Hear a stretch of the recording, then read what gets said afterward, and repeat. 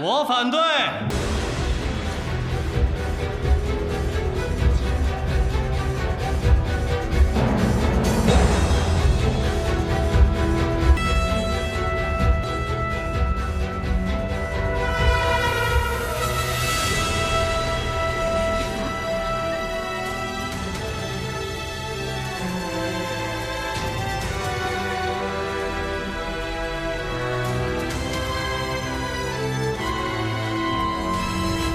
你是什么人？知道私闯木公馆的舞会是什么下场吗？我是谭家军少帅谭玄林，江城镇守使谭子尧是我的父亲。我当是谁？原来是谭子尧的遗孤啊！啊，应该不会有人邀请你参加木公馆的舞会吧？我的父亲曾经是江城司令，我叔叔谭子杰现在仍然镇守江城。这选联军总司令怎么能少得了我谭家呢？没错，谭家确实是名声在外啊。堂堂镇守使，竟然死在一个马匪的手上，你爹也是头一份啊！谭家马匪出身，这是赶上黑吃黑了，着实可惜。这位小兄弟，大家今天无意冒犯令尊，只是就事论事。不过今天的推举确实与你谭家无关，所以请你马上离开。我们自然不会跟一个孩子计较。徐督军，可别把我当孩子呀！你们谭家的番号10年前就被取消了，你怎么还有脸敢闯到这里来？如果再不识相，我可就要叫人把你轰出去了。我这次来啊，正好趁着大家都在，宣布一个好消息：上海防守司令部已经由我接管了。从现在开始，你们的人身安全都由我来保证。你来接管，开什么玩笑啊！吴相应人呐！徐督军，别费力气了，我来叫吧。吴相应。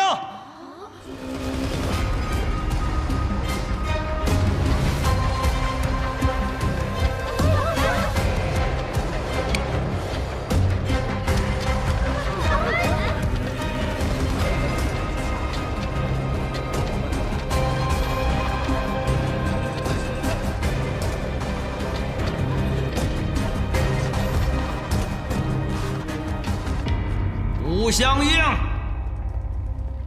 不好意思，徐督军，现在上海防守司令部只听谭少帅的命令。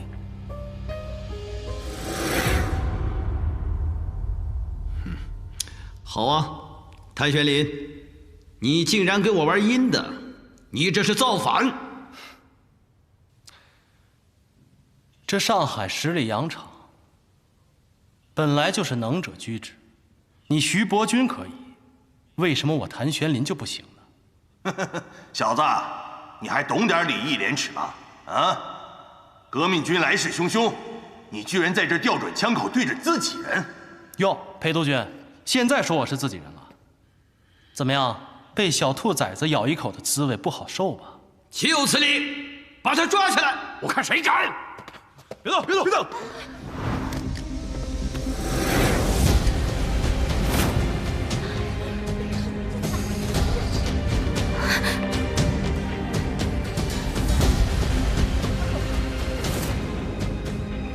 谭玄林，把枪放下！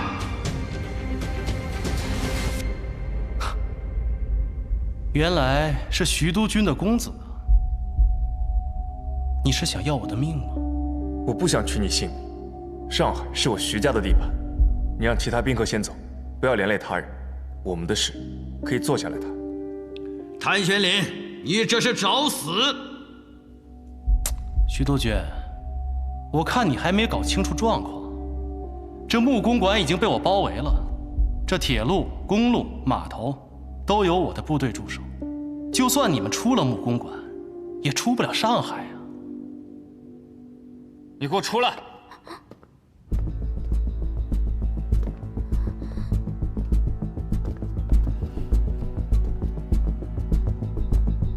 把枪给我放下，否则我就打死他。关我屁事！对啊，你为什么要拿枪指着我？别跟我演戏了，她是你妹妹，我说的没错。姑娘，我什么时候认你做的妹妹？实在不好意思，我记忆力太差了。你告诉我，我认过你做妹妹吗？对啊，我根本不认识这个人，他是谁啊？你抓错人了吧？刚才他进来，你看他的眼神就开始闪躲。你们又都姓谭，还跟我说没关系。反正我数3个数，你要是不把枪放下，我就开枪打死他。姑娘，别怪我不救你，要怪就怪你跟我一样都姓谭。开枪吧！3、2、1，开枪！不要生气。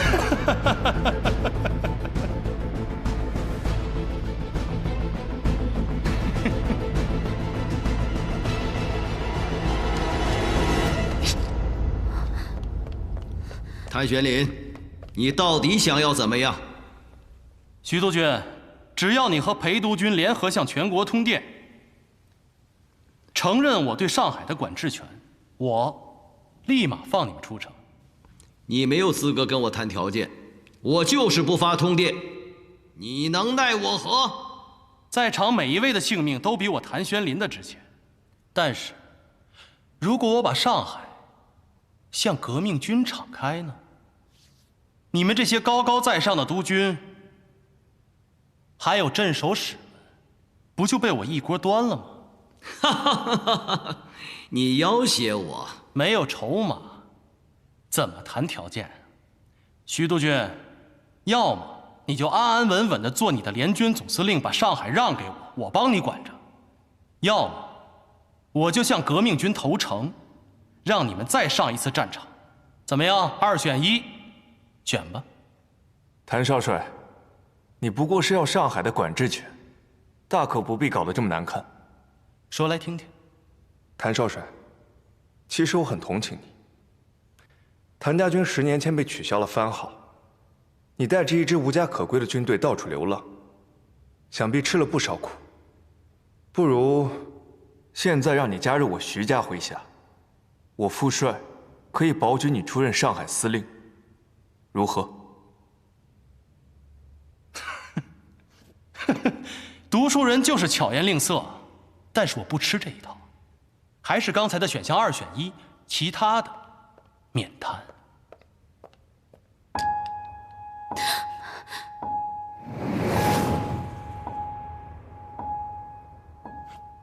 文清，你要干什么？放了徐少帅，否则我开枪打死你。穆小姐，我们又见面了。真是冤家路窄啊！这晚上就拿枪指着我，真是太令人心寒了。你少胡说，明明是你绑架的我。会玩枪吗？别走火伤了自己。少说废话，我母亲的骨灰盒呢？这样吧，你让他把枪放下，我就带你去取。婉清，别听他的。谭少帅，我不知道婉清之前跟你有什么过节，但是她的亲生母亲前不久在日本刚刚病逝，她为了完成母亲的愿望，叶落归根，所以还请少帅不要做亵渎亡人之事。穆老板，我对尊夫人没有丝毫的不敬，这骨灰我也妥善保存。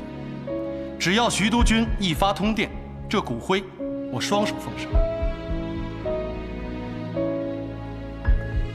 除非如光耀所言，你投给我的麾下，否则绝无可能。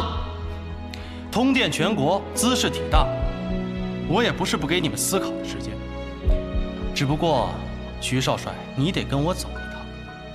等一发通电，我立刻送你回去。慢着，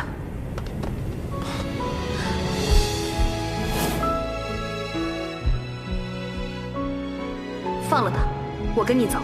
婉清，婉清，你这是要做什么？爸，我必须去拿回母亲的骨灰盒。这位谭先生，我给你做人质，你不要再为难我们穆家的客人了。妈，这丫头疯了吧？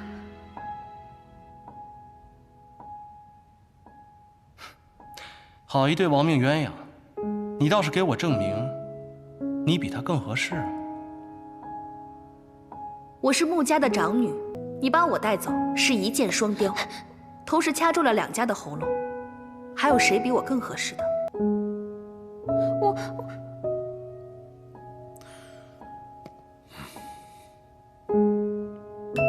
今天徐家来这里，就是来提亲的。刚刚在座的各位都看到了，是我和徐公子跳的开场舞。好，看来没有人比你更合适。吴强英，把人带走。姓谭的，带我走，放了穆小姐。带走。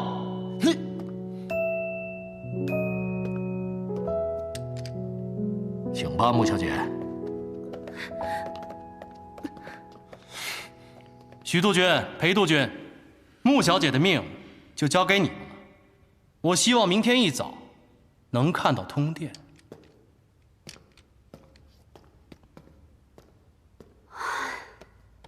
小四，给我滚出来！是啊。你竟然骗我们！裴少帅，我的姓名和电话都是真的，有空打给我啊，拜拜。你看看你干的好事儿啊！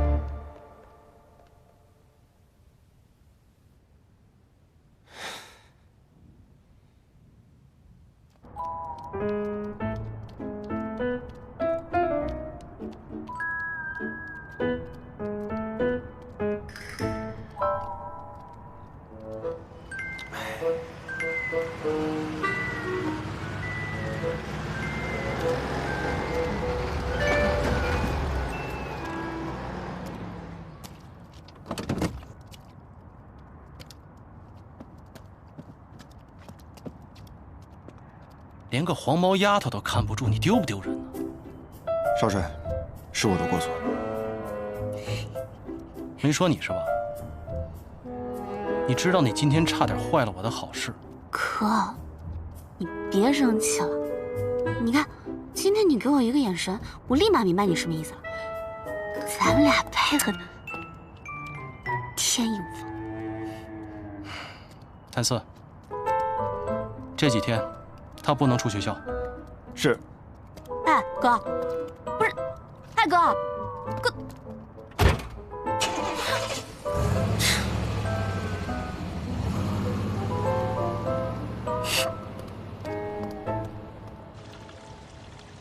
徐督军，我女儿可是替你儿子做的人质。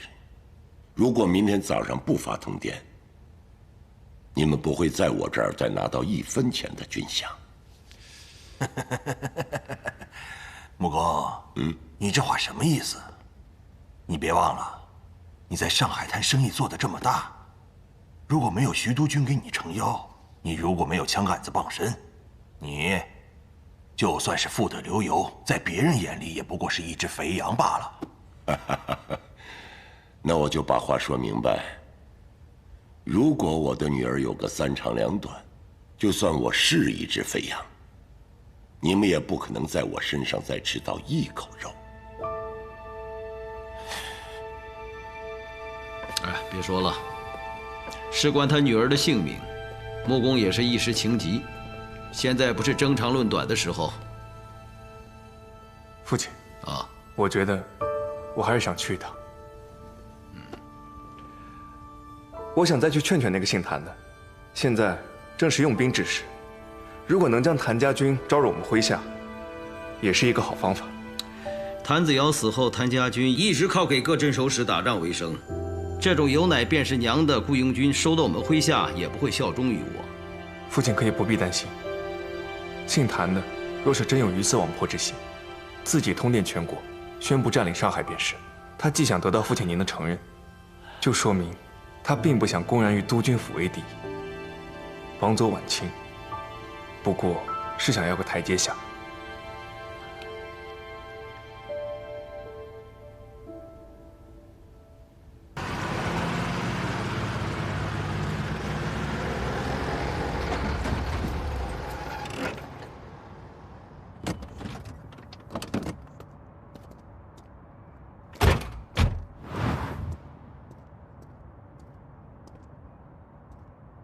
徐少帅，请。徐少帅，不知道你这次带来的是好消息还是坏消息啊？是好消息还是坏消息，就看谭少帅怎么选了。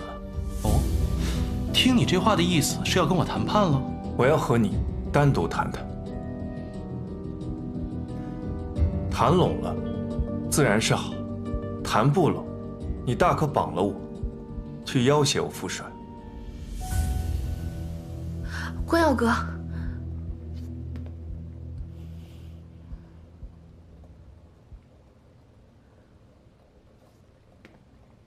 怎么，我敢来，谭少帅竟不敢谈吗？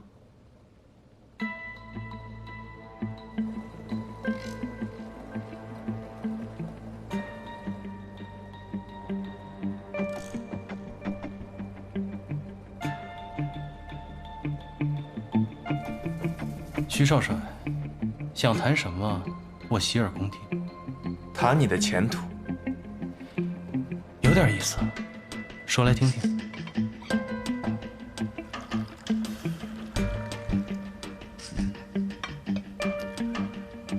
裴督军，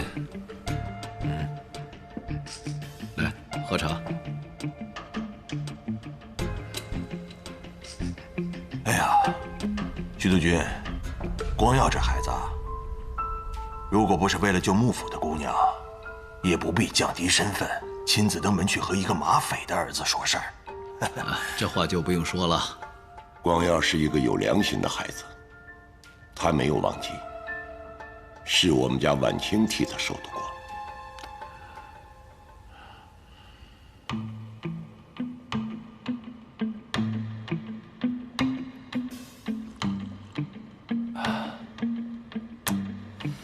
原来这就是徐少帅说的“帮我找的前途”，听起来有几分道理。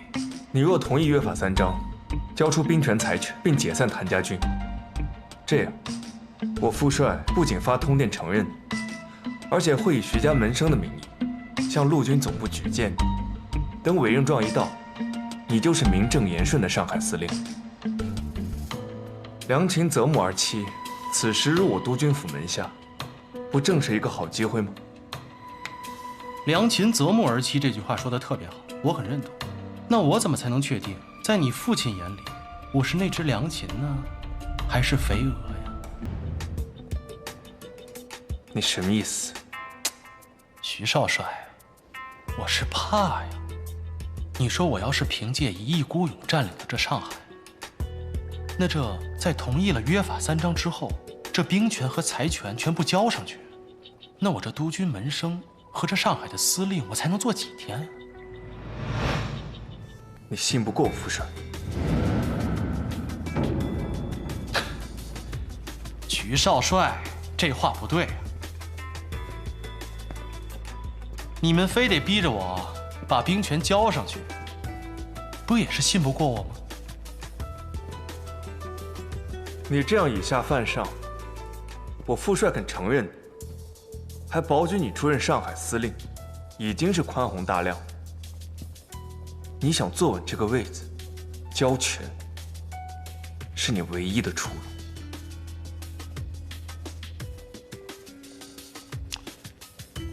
这么说，我没得选，你只是过来通知我的，并不是跟我商量的，对吗？这事没得商。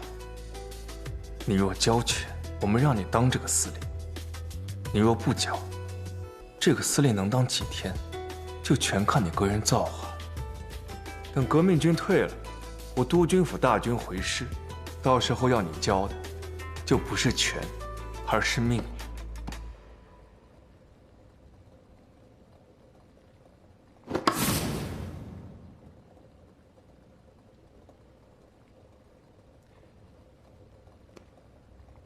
看来我真没得选了。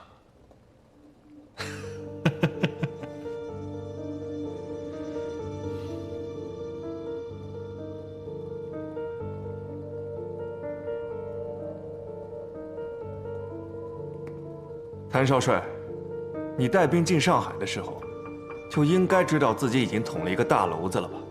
你我各退一步，是解决这个问题最体面的方法。你也不想，上海这10里洋场变战场吧？徐少帅，我这个人呢，不贪财，不弄权。这兵权、财权全部都交上去，我都没有问题。只不过我谭家军的兄弟们跟了我10年了，不给他们找条活路，我不可能撒手不管的。这个简单，我可以把你谭家的兵安置到产业里做工人，只要他们愿意脱军装、缴枪、卸甲归田，我保证，督军府绝不会为难他们。好，我同意了约法3章之后，那你又怎么保证你的父亲不会出尔反尔对我下手呢？那我要怎么，你才能信呢？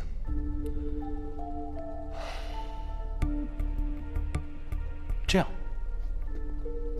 你的父亲在举荐我的同时，也举荐你，出任上海防守司令部的督办，常驻上海，配合我处理上海的防务。你觉得怎么样？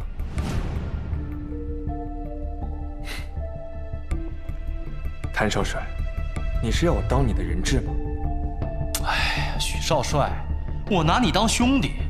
再说了，这上海鱼龙混杂，门道这么多，在咱们司令部，我不得找一个体面的人充充门面，不是吗？我若答应，你便与我约法3章，自然一一照办。好，这个督办我当。哎，这就对了嘛。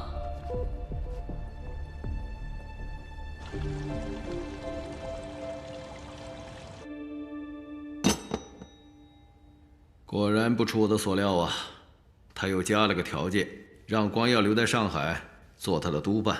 哦，并且要求我和裴督军联合通电。裴督军，你意下如何呀？那就得看穆公的诚意了。你怎么能答应呢？这约法3章就像3道紧箍咒，财权兵权上交，你谭家军解散，你就成了光杆司令了。这徐伯钧要是秋后算账，我们只能坐以待毙呀。哎，老吴，你放心，这只是权宜之计。先哄着徐光耀，让他老爹发了通电，先让我坐上这上海的司令位置再说。咱们现在没权没钱，这光脚的还怕他穿鞋的不成？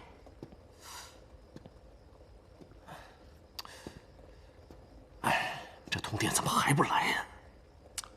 哪有那么着急呀？现在来不来通电就跟我们没关系了，关键要看穆老板肯为他这个女儿出多大价钱了。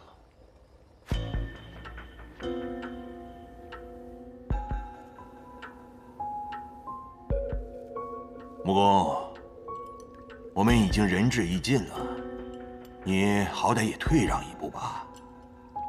毕竟你的姑娘现在还在虎穴狼窝之中，你就不心疼吗？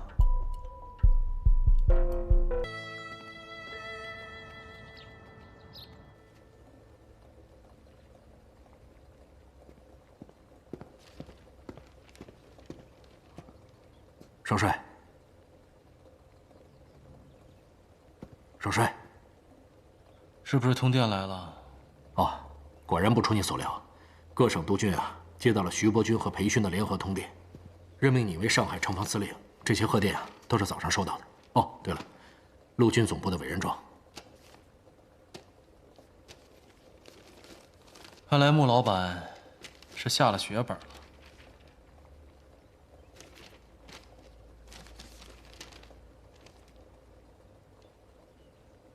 这门生二字，有点碍眼。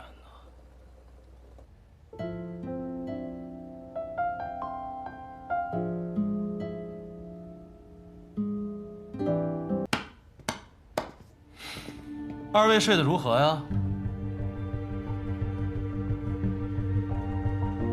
看谭少帅精神焕发的样子，想必是得到满意的结果了吧？当然满意。我一个山沟子里出来的马匪，莫名其妙的成了世家门生，我有什么可不满意的呀？谭少帅，哦不，现在应该称谭司令了。到底有些意难平。要说不满意的吧。 还是有的。这令尊啊，实在太磨叽了。今天早上才发通牒，我这一晚上都没有怎么睡好啊，哪比得上少帅您呢？这温香软玉，一夜春宵啊！你胡说什么？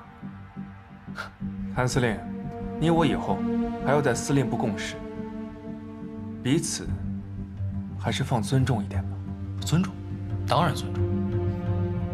但是，这好吃好喝，还有美人入怀。 我羡慕得不得了。我昨日在门口休息，并未和婉清共处一室。不信，你可以向你的士兵求证。哦，徐少帅，人在门口，心里痒痒吧？谭玄龄，好好好，我不说了。徐少帅啊，开不起玩笑。那咱们走吧，我亲自送你们出去。 给足你们面子。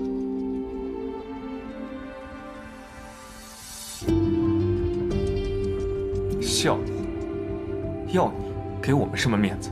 哎，面子嘛，谁会嫌多呀？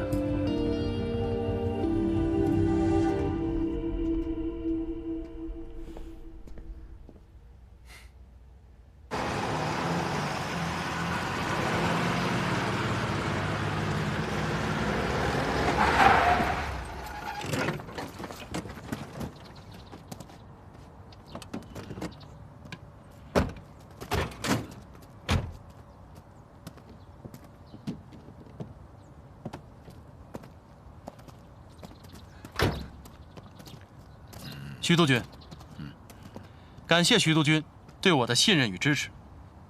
我一定恪守军人天职，履行保境安民的职责，守护上海一方平安。穆公，让您破费了，谭某感激不尽。只要我在上海一天，您就可以高枕无忧。谢谢。记住啊，我们的约法3章，我等着看你的行动。好。吴湘英，路是你自己选的。 希望你不要后悔，督军，我是您的门生，吴副司令自当忠心追随。好了，各位，我今天要跟穆公道个歉。我实在不知道婉清小姐是您的爱女，所以多有得罪。等婉清小姐和徐少帅大婚之时，谭某必定大礼奉上。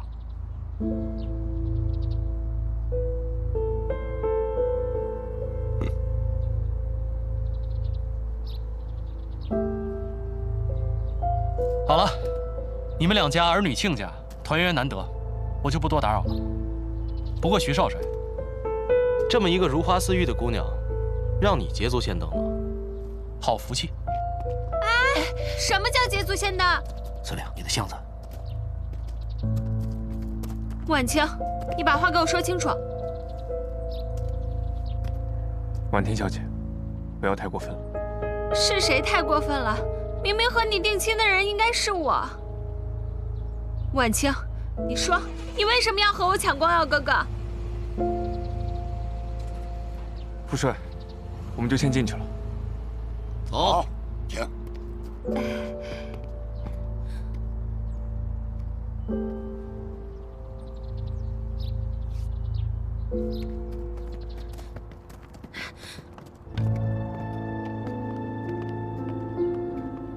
你像什么样子。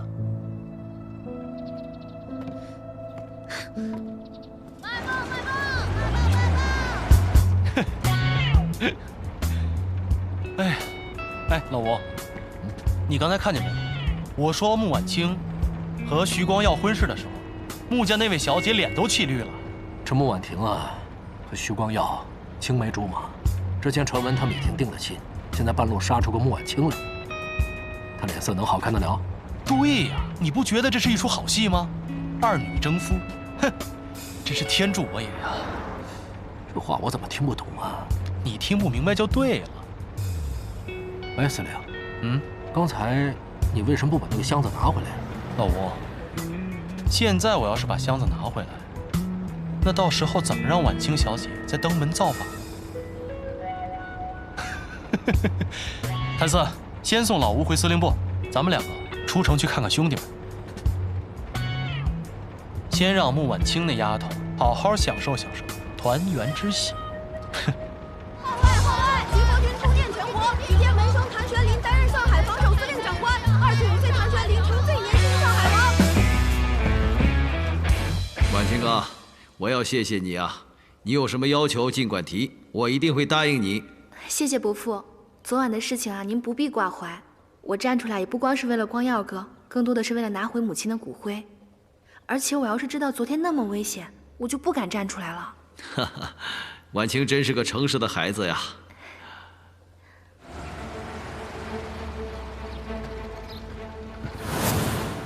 恭喜少帅出任上海司令！恭喜少帅出任上海司令！恭喜少帅出任上海司令！恭喜少帅出任上海司令！恭喜少帅出任上海司令！恭喜少帅出任上海司令！恭喜少帅出任上海司令！恭喜少帅出任上海司令！恭喜少帅出任上海司令！恭喜少帅出任上海司令！2个时辰，拿下了上海，这才是我们战无不胜的谭家军。谭家军，谭家军，谭家军，谭家军，谭家军，谭家军，谭家军。徐伯钧的兵在上海养尊处优惯了，根本就不禁打。这上海滩啊，迟早是我们谭家军的，到时候也轮到你们养尊处优了，可绝对不能变成那个样子。放心吧，司令，我们都是过苦日子的人。再说了，流浪过10年，好不容易有了个安定的住所，我们一定会好好珍惜。哎，这才哪儿到哪儿啊！跟着我，好日子还在后面呢。那是，您15岁就带着我们南征北战讨生活，跟着您是上辈子修来的福气，我们绝对不会丢脸。怎么样，兄弟们都安置妥当了吗？报告司令，所有的将士训练生活都安排得非常好，放心吧。就是老傅，有什么话直说。你看，这难民们缺衣少穿的，我看着怪可怜的，就让伙房的兄弟们给他们搭了个粥棚，每天给他们喝粥。我知道了，做得很好，有你在，我放心。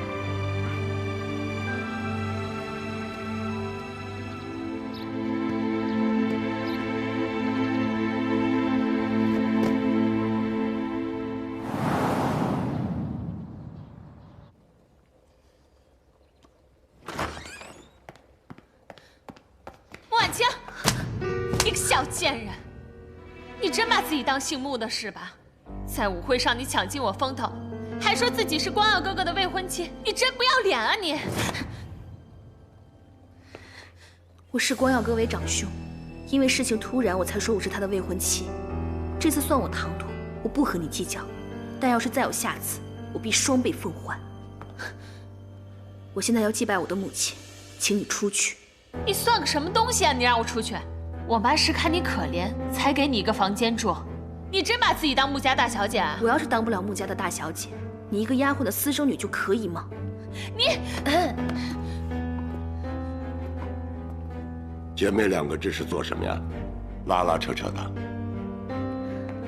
婉婷妹妹说想要祭拜一下母亲。我说不必多礼，就拉扯了一下。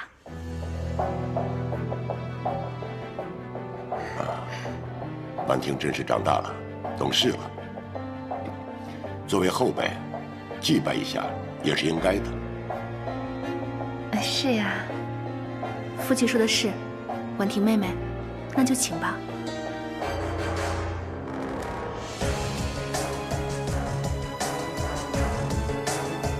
婉婷，是啊，老爷，婉婷是应该拜，不光婉婷要拜，于情于理，我也要拜一下萧夫人的。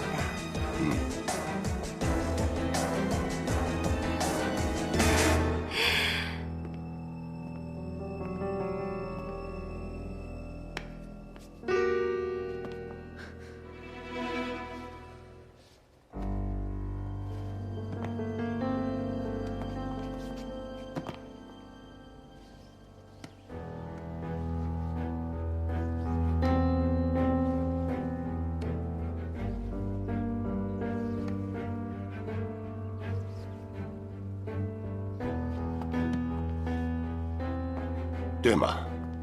一家人在一起就应该和和气气的。是呀，老爷，从今以后，我对婉清要像亲生女儿一样疼爱。婉婷啊，以后要跟姐姐好好相处，好好疼姐姐。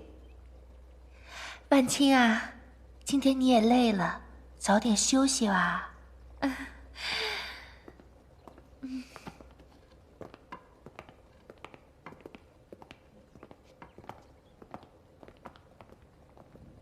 听到了吧？我和妈妈以后会好好疼你的。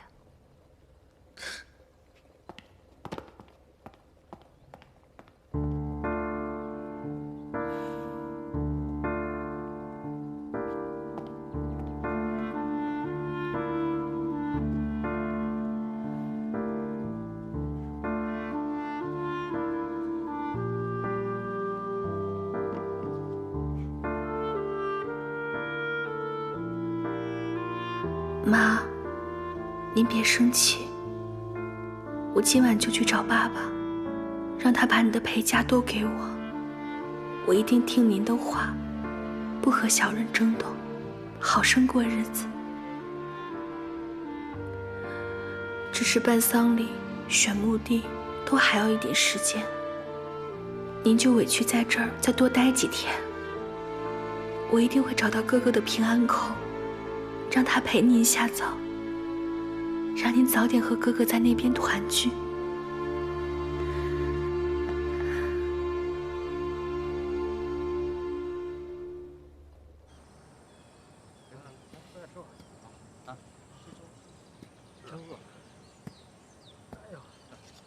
司令，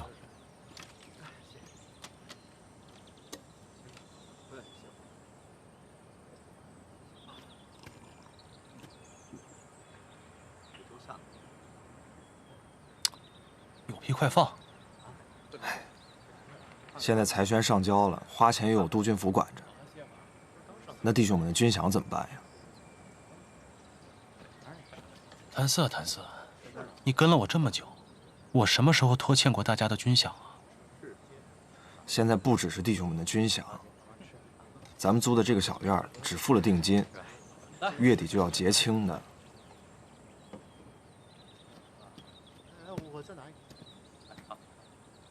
这月底有钱结吗？哪儿有钱呀？不过，你现在已经贵为上海的司令了，人家巴结你都来不及呢。要不这样，你就说你征用了这个地方，他们一句话也不敢说。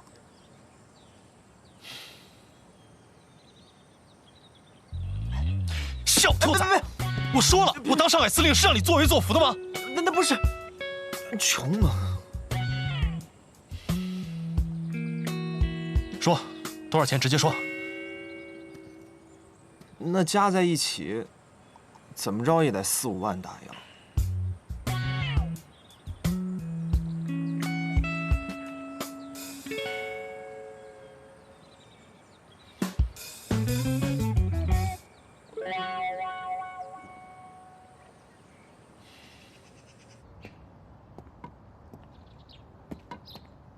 婉清，哎呀，婉清，10年没见，长成大闺女了。是女儿不孝，没有陪在爸爸身边，让您担心了。婉清，以前的事情咱们就不提它了。你这次回来，连峰一直担心对你照顾不周。婉婷呢，从小性格骄横，却有口无心。一家人在一起难免磕磕碰碰，别往心里去。是，我会和他们好好相处的。这就对了。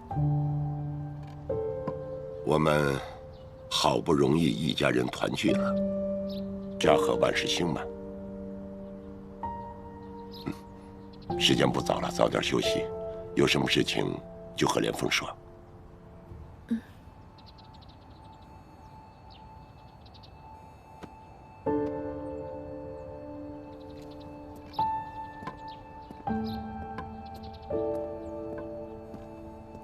团圆？难道你真的把母亲和哥哥忘得一干二净了吗？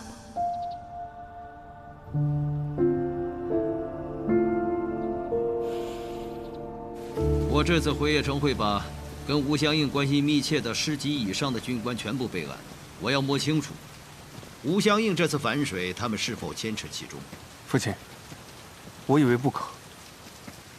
不光不能对他们备案，您最好还应该给吴相应发一份官函，日期改写成提前几天，内容是命令吴相应协助谭玄龄办理上海防务。只有将谭玄龄出任上海司令，弄成您的意思，才能勉强维护咱们督军府的颜面。更重要的是，如今革命军势如破竹，此时调查吴相应反水之事，难免会让军中人心惶惶。若这样继续发展下去的话，难保不会出现第2个吴相应。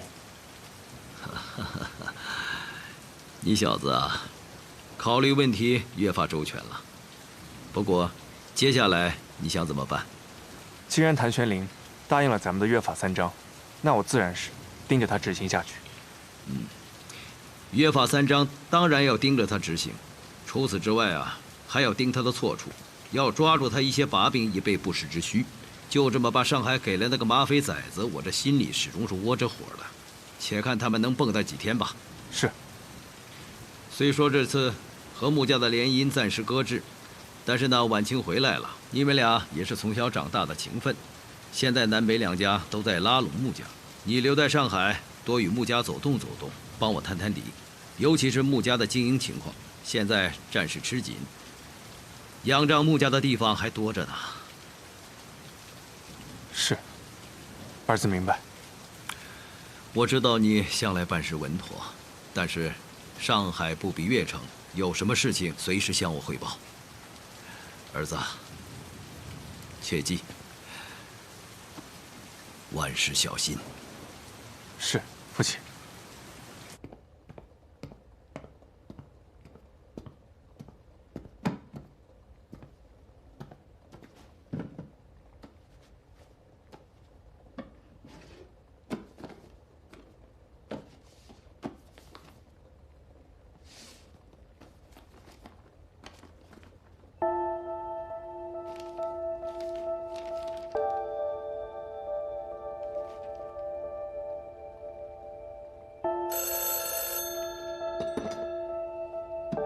喂，谭司令，我的日记本你打算什么时候还给我？这么巧，你怎么知道我会还给你啊？你故意不拿走你的箱子，不就是等着我来找你吗？很好，我很喜欢跟聪明人说话。那你现在送过来吧。凭什么？凭什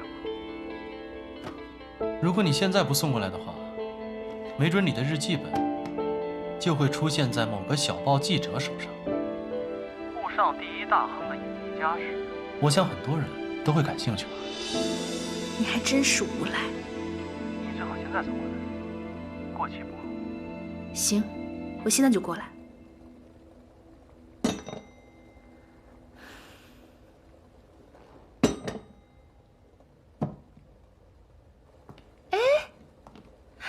婉清啊，崔姨，我想用一下车去一下上海防守司令部。哦，婉清，你别太过分了。谭司令找我，如果我不去的话，他就只能来家里。那我就顺便澄清一下，谁才是光耀哥的未婚妻。哎呀，你们这两姊妹呀，一见面就吵啊！去吧，跟孟芳说，就说我同意了，让他给你派车。谢谢崔姨。侬不要客气啊。那我走了。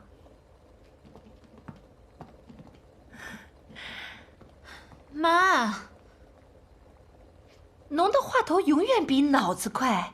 你，切，哎。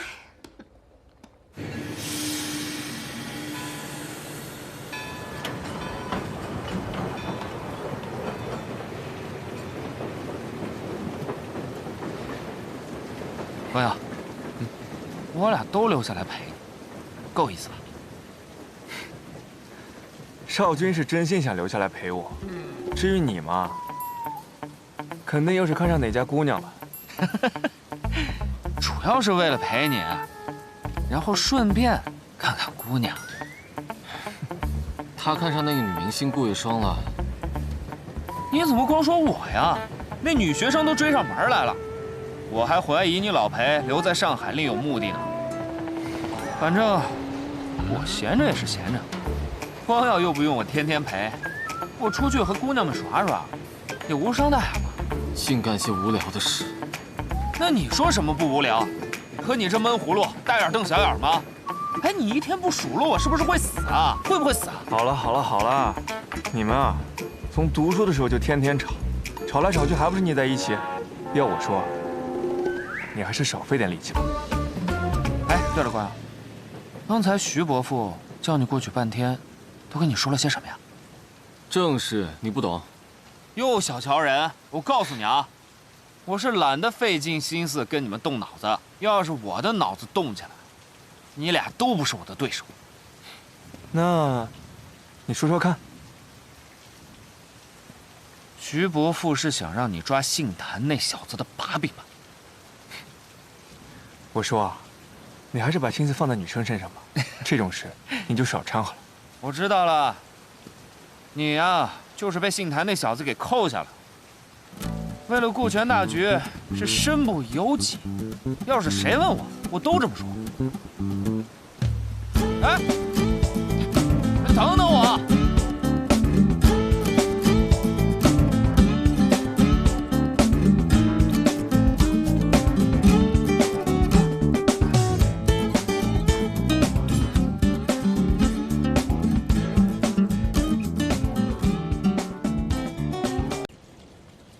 老爷，你看这块料子怎么样？适不适合做礼服？怎么样？啊，还不错。那就它。呀，满清回来啦！崔姨，哎，快，快点过来！你看杨航新送的料子，挑，有没有合适你的？来，坐。哎，对了呀，好像你刚才去找谭司令啦。没有什么事情吧？没事，我只是拿错了谭司令的箱子，给他送回去。哦，那就好。这早上他送你和光耀哥哥回来的时候，怎么不把箱子一起拿走啊？非要你单独去送一趟。这样想来，姐姐和谭司令还真有缘呢。一起坐船回上海，还互相拿错箱子。这舞会的时候，他还帮你去做人质。不知道的，还以为姐姐和谭司令串通好了呢。这孩子，婉婷妹妹，要是当时你站出来和大家承认你和光耀哥哥的关系，那谭司令带走的人就是你了。姐姐，我就是开个玩笑，你怎么能这样讲话？婉婷，有你这么说话的吗？口无遮拦，衣料不给你做了，给婉清做。哼，婉清啊，哼，侬可。婉清啊，婉婷有口无心，她说话别往心里去。和你崔姨还有婉婷，你们选块布料，每人做件衣服。谢谢爸。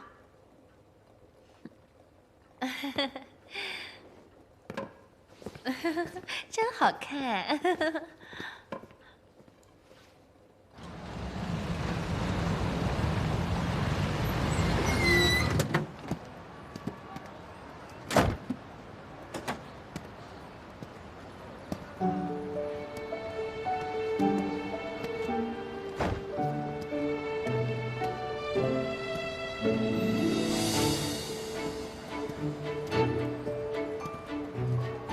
今天的妆挺好看的。摄影师，哎，来了。小叔叔啊，小叔叔啊，小叔叔啊，你这新官上任不是很忙的吗？怎么有空来看我？那大明星不来看我，只能我来看你了。哪有？你现在可是炙手可热的新任上海王，我怕去找你不合适啊。这有什么不合适的？我是你小叔叔，我看谁敢说三道四。是吗？嗯。那既然这样的话，我就不避嫌了。哎呀，我都拍了1天1夜了，导演还不让我休息，我快累死了。行，这事儿简单。快，把东西拿过来。各位，好，今天呢，大家都辛苦了，但是顾小姐中午有约，我看今天就到这儿吧。啊。啊，好。谢谢导演。啊，没事。走吧。对呀。我带你看看我新装修的办公室。嗯。怎么样？还不错吧？哇，小叔叔，你这办公室可真气派。嗯。哎，你带我来这儿，真不怕被人看见啊？我们家双儿长得这么好看，我为什么要怕被别人看见？哼，没想到我一个演戏的，以后也有上海司令撑腰了。放心吧，只要有我在，全上海滩都得给你面子。面子我自己挣，不用借你的威风。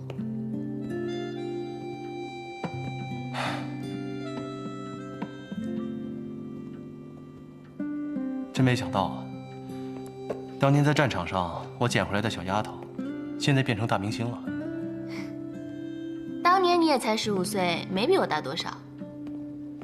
那怎么了？那也是大。你不还得管我叫小叔叔？去。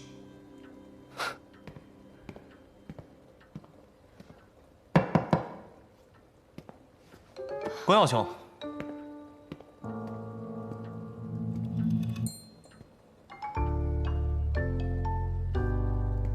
哎，徐督办，留步。双儿，你呢？去隔壁的卧室等我一下。卧室？去吧。哦。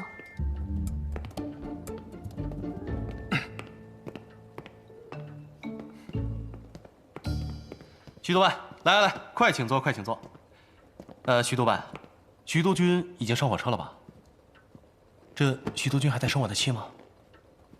谭司令敬请放心，只要你信守承诺，副帅一定不计前嫌。太好了，承蒙督军的厚爱。我谭全林呢，也不是忘恩负义的人。从今天开始，你在上海的衣食住行我全包了，只要你开口，我砸锅卖铁都帮你办到。谭司令，我觉得这些并不要紧，主要是我知道你想要说什么，不就是你那老宅子翻修的问题吗？我在上海给你找了最好的工匠，来，我带你去看看。我还在你的办公室给你造了一个卧室，走，我们去看看。这个办公室绝对是别具一格的。谭司令，我是觉得，哎呀，你听我说，我还在里面藏了个小秘密。走，快！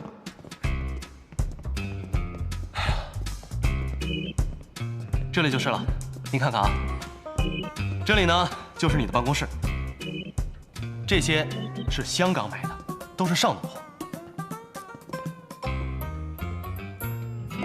这个是卧室，这里面还有一张大床，这床板都是上好的紫檀木，啊，我还特意给你买了一个美国的床垫，名字叫什么呢？叫什么？哦，席梦思。来，你来感受一下。特别舒服，啊，够宽，够软，哎，不管几个姑娘都能睡得下。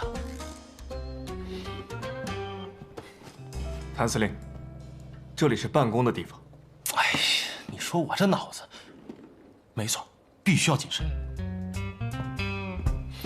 所以啊，我在办公室和卧室之间做了一个暗门，平时你不注意根本看不出来。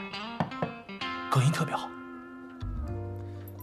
我来上海，是来协助你办理上海房屋的，不是金屋藏娇的。徐督办，你是不懂风情啊！你总得生活吧，不是？我的意思是，既然咱们说好了约法三章，那就得赶紧执行下去。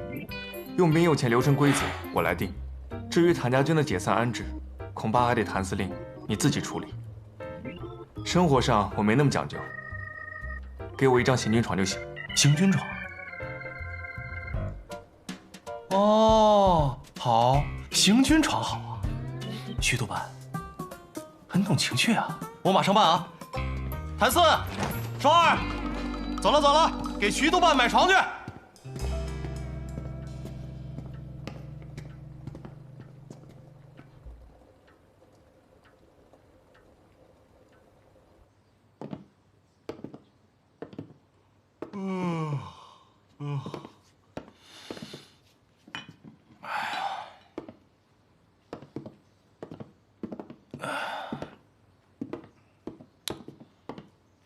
司令，买东西这种事儿，你吩咐我一声就行了，干嘛还亲力亲为啊？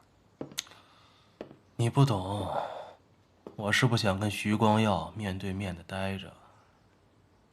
这是为何？这徐光耀来找我，无非就是想谈谭家军解散安置的问题。我先躲他几天吧。切，反正您老人家都打算阳奉阴违了，你就答应他呗。躲什么呀？我答应的太快，徐伯钧会起疑心的。我先躲他几天，然后再让他对我施压，我再妥协。这会让他觉得我是迫于压力才妥协的，这样他就不会起疑心了。哎，但是你这躲得过初一，你也躲不过15啊。15到了，事儿就办完了。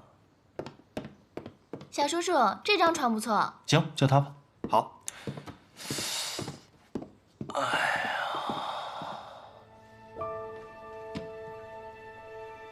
这早上他送你和光耀哥哥回来的时候，怎么不把箱子一起拿走啊？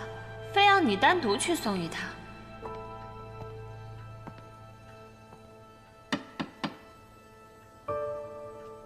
婉清啊，找爸爸有事。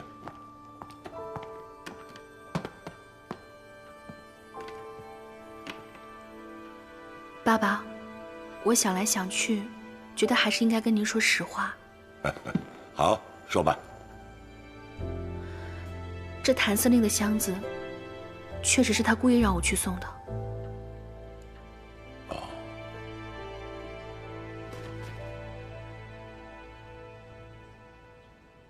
谭司令回来了吗？谭司干嘛呢？快点啊！你们这磨磨蹭蹭的。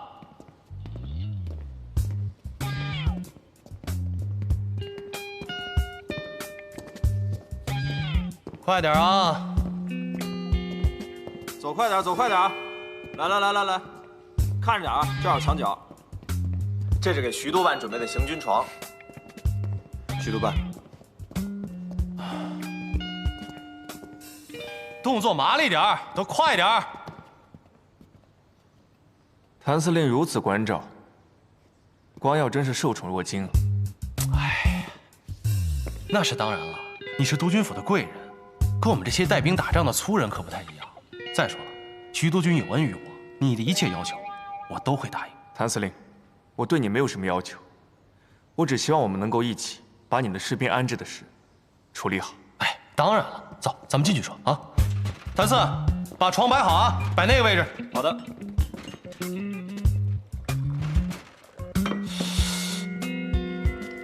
谭四，把那个床再擦一下啊。谭司令。我们可以说正事了吗？啊，当然可以啊，当然可以。徐督办，司令，工部局总统费安顿打电话来，请您前往英租界议去。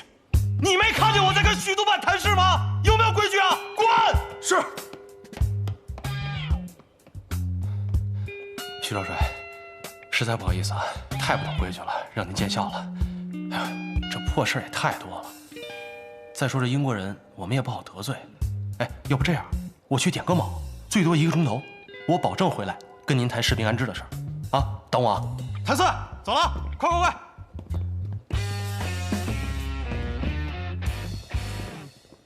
少帅，我看他这是故意在躲着你。没事，他躲得过初一，躲不了15。